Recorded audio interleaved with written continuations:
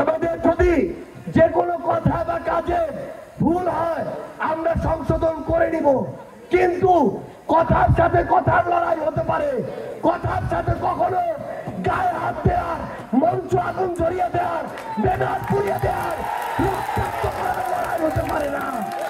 এগুলো ফ্যাসিবাদী চরিত্র। আমরা স্পষ্ট করে বলি, আমরা যেমন আমাদের ভুল সংশোধন করব, আমরা দেখব আমাদের প্রবীণরা কি কথা বলছে।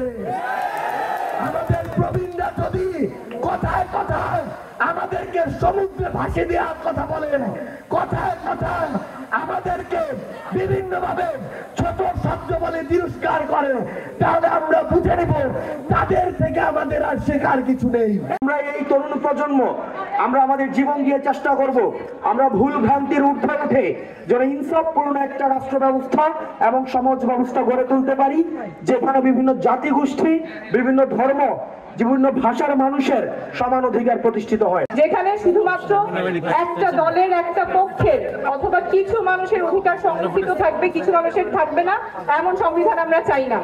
আমরা নতুন সংবিধান চাই যেখানে সকল মানুষের অধিকার সংরক্ষিত থাকবে। সেই জন্যই আমরা বারবার নতুন সংবিধানের কথা বলছি।